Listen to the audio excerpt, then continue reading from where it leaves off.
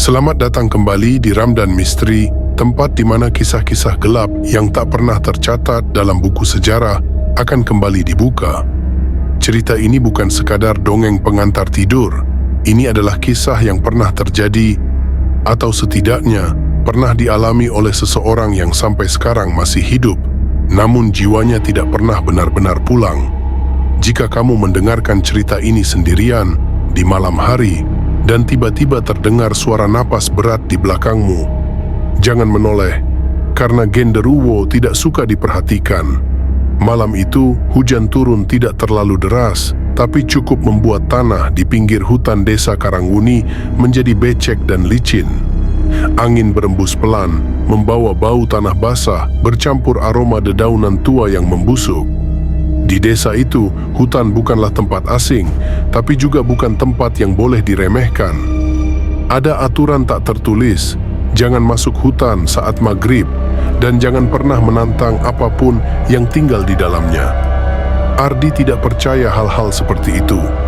Baginya, cerita tentang makhluk besar berbulu hitam, bermata merah, dan bertaring panjang hanyalah cara orang tua menakut-nakuti anak kecil agar tidak keluyuran malam-malam. Genderuwo, katanya, hanyalah mitos. Malam itu Ardi bersama dua temannya, Bima dan Joko, nekat masuk ke hutan. Tujuannya sederhana, mencari kayu bakar dan sekadar membuktikan bahwa cerita-cerita seram itu tidak nyata. Mereka membawa senter, rokok, dan satu botol kopi hitam. Tertawa mereka pecah, memantul di antara pepohonan besar yang batangnya seperti raksasa tua. Namun sejak mereka melangkah lebih dalam, hutan terasa salah. Suara jangkrik mendadak berhenti.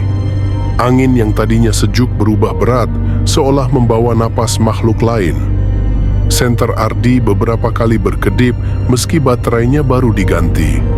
Joko mulai gelisah, langkahnya melambat. "Di sini aja kali, Di. Udah cukup," katanya pelan. Ardi tertawa, tapi tawanya terdengar dipaksakan. Takut amat, ini cuman hutan. Saat itulah mereka mendengar suara tawa, bukan tawa manusia.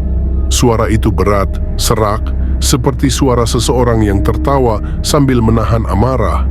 Datangnya dari arah kanan, dari balik semak dan pohon besar yang akarnya menjalar seperti ular. Bima refleks mematikan rokoknya. Joko menggenggam lengan Ardi. "Lu denger itu kan?" bisik Joko. Tawa itu berhenti, berganti dengan suara napas panjang, diikuti bunyi ranting patah, padahal tak ada angin kencang. Mereka bertiga berdiri membeku.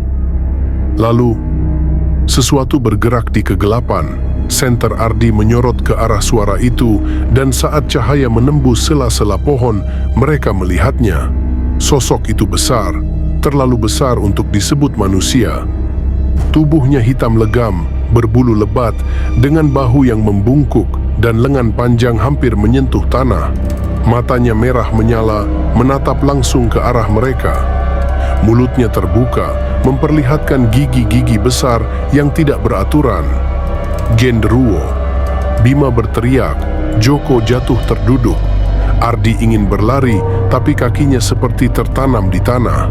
Makhluk itu tidak langsung menyerang. Ia tersenyum, senyum yang tidak seharusnya dimiliki makhluk apapun. Lalu terdengar suara, bukan lewat telinga, tapi langsung di kepala mereka. "Kalian datang sendiri." Langkah kaki berat itu mendekat. Tanah bergetar pelan. Bau anyir bercampur tanah basah menusuk hidung. Ardi akhirnya bisa bergerak dan menarik Joko berdiri. Mereka berlari tanpa arah, menembus semak, terjatuh, bangkit lagi, sementara suara tawa itu terus mengikuti, semakin dekat.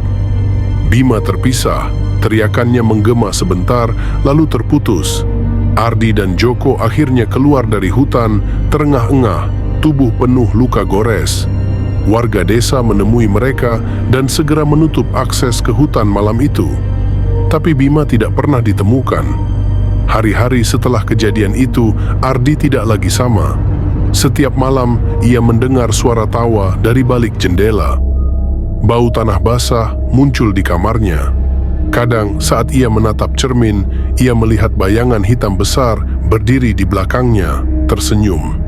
Orang pintar desa mengatakan Genderuwo tidak membunuh Bima.